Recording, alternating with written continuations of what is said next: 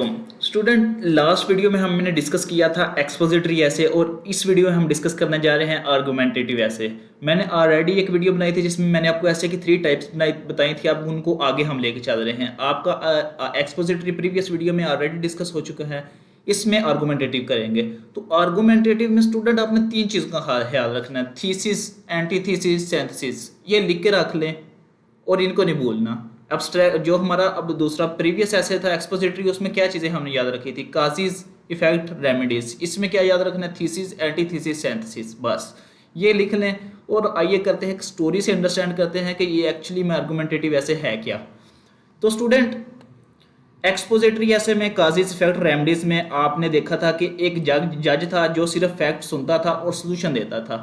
जो प्रीवियस में हो चुका है उनकी बेसिस पे सोल्यूशन दे देता था। लेकिन आर्गुमेंटेटिव ऐसे में आपको एक वकील, लायर बनना है। आपने खुद लायर बनना है। आप समझ लें, कंसीडर कर लें, आपको एक लायर के स्टेज में ले जाएं, अपने आप को एक कोर्ट रूम में ले जाएं और समझें कि आप कोर्ट रूम में खड़े हैं और एक लायर बन के बैठे हुए हैं।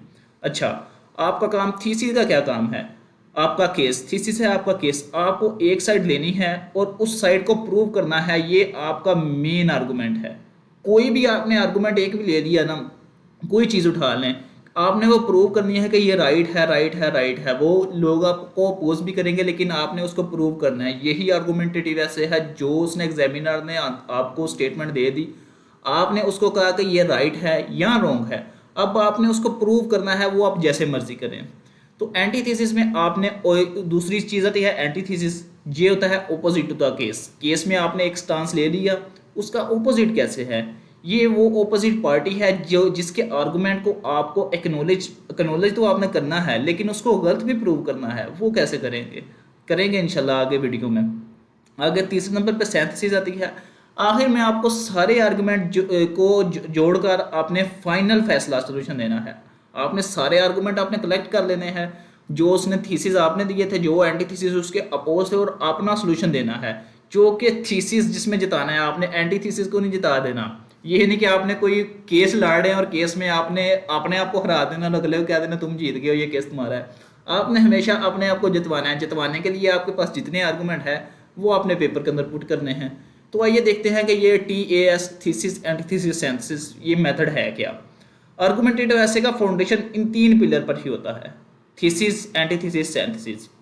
सबसे पहले अंडरस्टैंड करते हैं थीसिस को कि ये क्या है। ये होता है मेन आर्गुमेंट, आपका स्टैंड। फॉर एग्जांपल आपने क्या स्टैंड लिया है, ये वो फिल्म पोजीशन है जो आपके टॉपिक के बारे में लेते हैं, या तो यस या नो।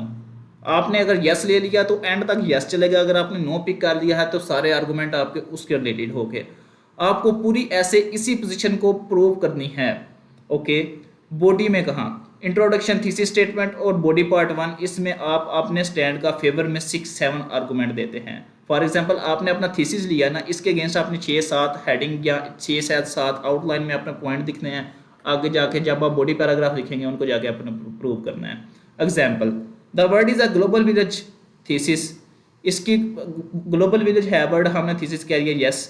अब कैसे, firmly agree the world is indeed a global village evident through economic interdependence and technological convergence। अच्छा, एंटीथीसिस, द काउंटर आर्गुमेंट। जो दूसरे बंदे ने कह दिया, आपने कह दिया कि ये ठीक है, दूसरा बंदा कह रहा है ये गलत है। कैसे, द ऑपोजिट स्टैंड। ये वो आर्गुमेंट है जो आपके थीसिस के ओपोजिंग होता है, जो लोग नो कहते हैं। ठीक है, उसके रिलेटेड भी हमने 2-3-4 पैराग्राफ लिख लेने हैं। पैराग्राफ लिख के हमने बताना है कि ये आप जो बातें कर रहे हैं ठीक है, आप ठीक कह रहे हैं, लेकिन इसके नुकसानात भी तो चेक करें ना। जो आप बातें आपने अपनी बातों को प्रूव करना है, उसकी बातों को एक्सेप्ट भी करना है जो करने वाली हुई, जो ना करने वाली हुई आपने आर्गुमेंट देने हैं कि ये क्यों रॉन्ग है, क्यों नहीं wrong. Golden rule, confusing point.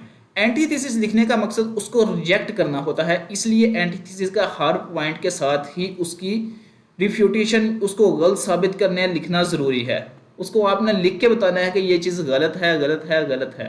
अच्छा, synthesis, the conclusion and resolution. ये क्या है, सिंथेसिस क्या चीज़ होती है। ये असल में स्टूडेंट ये वो पार्ट है जहां आप थीसिस राइट और एंटीथीसिस रॉन्ग के एक साथ लेकर चलते हैं और फाइनल सॉल्यूशन वे फॉरवर्ड देते हैं कि ये हमारे वे फॉरवर्ड है। फॉर एग्जांपल आपने एक सिंथेसिस की स्टेटमेंट ले ली, आपने 4-5-6 पॉइंट जितने भी आपको point according to the outline बनने हैं वो आपने राइट करना है, उनके अंदर आपने आर्गुमेंट पुट करना है कि इस वजह से मैं कह रहा हूँ, मेरा थीसिस ये था, एंटीथेसिस लोगों ने जो अपोज किया वो ये है, उसके अकॉर्डिंग मैं वे फॉरवर्ड ये देता हूँ कि इस तरह होना चाहिए। ये आगे जाके हम एग्जाम्पल देखेंगे, उससे आपको अंडरस्टैंडिंग मिल जाएगी कि ये क्या चीज़ है। फॉर एग्जाम्पल हमने ये आउटलाइन की ब्रेकडाउन की है, टॉपिक, ये सारे टॉपिक हैं, thesis, antithesis, synthesis. For example, is foreign aid a blessing और अ कर्स? इसकी थीसिस क्या है? Foreign aid is a curse for developing nations, creating independence and crippling local industry. अच्छा जी, एंटीथेसिस क्या है? Some argue aid is crucial for poverty reduction, but this is only short term, because poverty के लिए आप add तो short term दे रहे हैं, लेकिन फ्यूचर में तो उसका कोई फायदा नहीं हो रहा। वो तो अवाम जो एड लिए जा रही है वो तो रिलाय करना पड़ जाएगी आपकी एड के ऊपर, कोई नहीं, हमें बनी बनाई एड आई जानी है, हमने पैसे लेने हैं, पैसे लेके हमने गुजारा करना है। उन्होंने अपने आप को ग्रो ही नहीं करना, जैसे बेकारी करते हैं, पैसे लिए जाने हैं। हाँ, एक दफ़ा पैसे लें, पैसे लेके उसको इन्वेस्ट करें, कोई बिजनेस अपना खड़ा करें। अच्छा, this is short term and never address the root cause like China's non conditional add.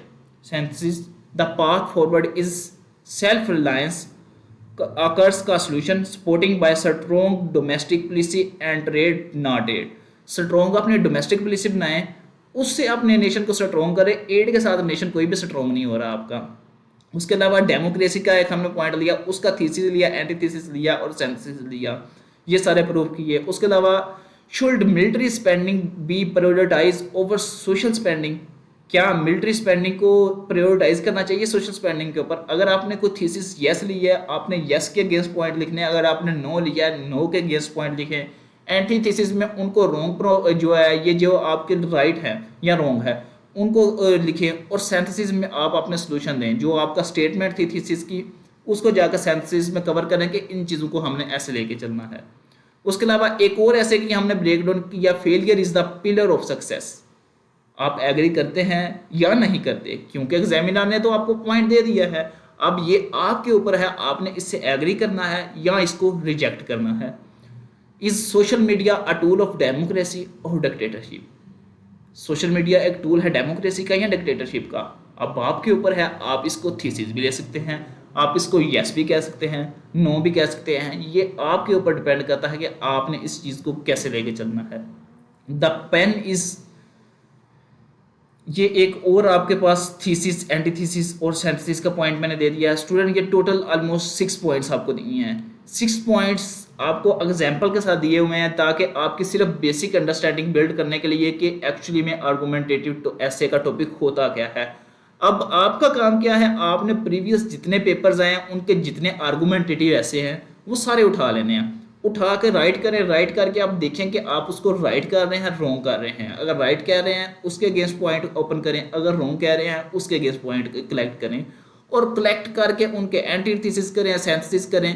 जब एक दफ़ा आपका ये ब्रेक डाउन करना आप स्टार्ट हो जाएंगे, आपको पता चल जाएगा कि मैंने डाटा किस कैटेगरी के रिलेटेड उठाना है, लाइक किस किस तरह के पॉइंट होते हैं और किस तरह मैंने इन ऑपोजिट पॉइंट को जब मैंने प्रूव करना है, तो प्रूव करने के लिए तो मुझे डाटा होना चाहिए ना। जब आपने एग्जाम्पल देनी है या आपने फैक्ट एंड फिगर्स देने हैं तो फिर आप डाटा नहीं पुट करेंगे।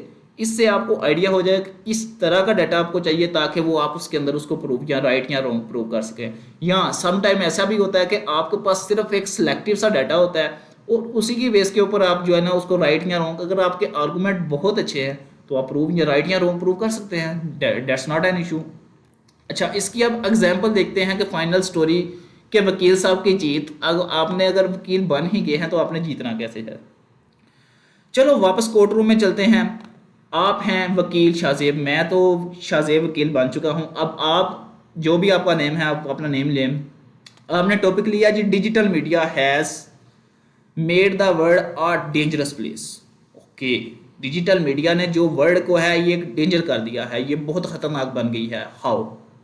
आप स्टैंड थीसिस है, आप एग्री करते हैं, मैं एग्री करता हूं कि वाकई ही डेंजरस कर दिया है। अगर मैं ये इस बात को एग्री कर रहा हूं तो क्यों कर रहा हूं, मेरे कौन कौन से पॉइंट्स हैं जो मेरे सामने हैं जिनके बेसिस पे मैं इनको एग्री कर रहा हूं। आपका ओपनिंग आर्गूमेंट आ गया जो कि है थीसिस। आपने 6 आर्गूमेंट दिए। कौन कौन से आर्गूमेंट मैंने दिए कि जिनकी बेसिस पर मैं कह रहा हूं कि वाकई ही ये जो सोशल मीडिया है इसने डेंजरस कर दिया है। फेक न्यूज़, आप बहुत सारी सोशल मीडिया के ऊपर आपको फेक न्यूज़ आप ट्रस्ट कर लेते हैं और बाद में पता चलता है वो तो फेक है। Cyber warfare, online harassment, mental health crisis, बहुत सारी चीज़ें हैं जिसकी वजह से आपके मेंटल हेल्थ आपके प्रॉब्लम कर क्रिएट कर देगी। फॉर एग्जांपल, कोई स्टूडेंट आके कमेंट करता है मेरी वीडियो के अंदर और मुझे वो बात माइंड के अंदर बैठ जाती है, तो मैं तो उस बात को लेके बैठ जाऊंगा। इसके पीछे क्या सोशल मीडिया आई, उसने मेरा एक दिन ज़ाया कर दिया, 2 दिन ज़ाया कर दिए, मैं वो बातें दिल के अंदर ली और मैं उनको सोचता रह गया। अगर ये सोशल मीडिया होता ही ना तो ये बातें भी तो ना होती। ठीक है, आगे पॉलिटिकल पोलराइजेशन एंड सर्विलेंस, ये है आपने जब ये पॉइंट किसी भी जज के सामने किया ना, उसने कहना है वाह शाबाश, बातें तो यार तुम बिल्कुल ठीक कर रहे हो, ये तो बिल्कुल सही बात है। वाकई सोशल मीडिया ने इस तरह के इशू, जो जज साहब आपकी बातें सुन रहे होंगे उनको भी तो ये इश्यूज फेस करने पड़ रहे होंगे ना, वो कहेंगे वाकई बात तो आपकी ठीक है, बात में दम है। अब क्रॉस जो एग्जामिनेशन जो एंटीथेसिस है वो कहेगा कैसी ठीक बात है, मैं आपको प्रूव करके बताता हूँ ये रॉन्ग कह रहा है। अब वो कैसे, अब आपको पता है कि कुछ लोग कहेंगे डिजिटल मीडिया से तो एजुकेशन आई है, बिजनेस बड़ा है, फ्रीलांसिंग आई है, बहुत सारा रेवेन्यू हमारे कंट्री के अंदर जनरेट हो रहा है। उसके अलावा लोग कनेक्टेड हो गए हैं आपस में, लोग बातें कर रहे हैं, सोशल मीडिया ने तो बहुत ज़्यादा रोल क्रिएट किया है। तो आप उस बात को डिनाई तो नहीं कर सकते, आप एक्सेप्ट करेंगे वाकई ये चीज़ें। वो कैसे, आप ये पॉइंट एक्नॉलेज करते हैं, एंटीथेसिस के पैराग्राफ लिखते हैं, लेकिन आप रिफ्यूज़ करते हैं। रिफ्यूज़ कैसे करते हैं, आप कहते हैं हजूर ये सारे फायदे एंटीथेसिस तो हैं, लेकिन ये सेफ्टी और सिक्योरिटी की कीमत पर है। अब ये आ तो रहे हैं लेकिन उसके जो नुकसान हो रहे हैं वो भी तो इन्हीं की वजह से क्रिएट हो रहे हैं। अगर ये होते ही ना तो वो नुकसान भी तो नहीं था ना होने। आप तस्वीर का एक पहलू देख रहे हैं, दूसरा पहलू तो नहीं देख रहे आप। थोड़े से फायदे बड़े खाते जो जस्टिफाई नहीं कर सकते। यकीन यहाँ आप एंटीथेसिस को गलत प्रूव करते हैं, जो वो बातें कर रहा है आपके पास डाटा है, आप कहेंगे कि बातें ये बात ठीक है, लेकिन उसका नुकसान भी तो देखें ना, ये नुकसान कैसे क्रिएट कर रहा है। अब फॉर एग्जांपल फाइनल पे आ गया आपका सिंथेसिस है, उसके अंदर आप कैसे करेंगे। आप जज को कहते हैं मेरा फाइनल फैसला है कि डिजिटल मीडिया की वजह से दुनिया डेंजरस हो गई है।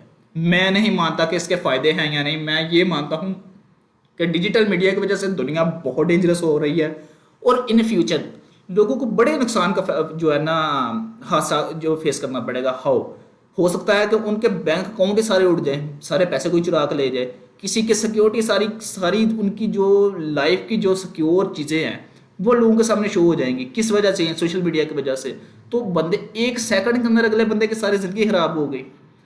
अच्छा, उसके लिए थीसिस आपने अपने थीसिस को जिताना है जिसमें थीसिस जीत गई है, लेकिन इस खतरे को कम करने के लिए हमें डिजिटल लिटरेसी और ग्लोबल साइबर लॉज की ज़रूरत है। आप उस रिकमेंडेशन देंगे कि अगर हमने इनको लेके चलना है, अगर इस तरह लेके चलेंगे फिर हो सकता है कि ये इतनी ज़्यादा डेंजरस ना हो या इनके ऊपर हम कंट्रोल कर सकते हैं। लेकिन जिस वे से ये अभी लेके चल रहे हैं उस वे से तो ये नुकसान ही नुकसान है।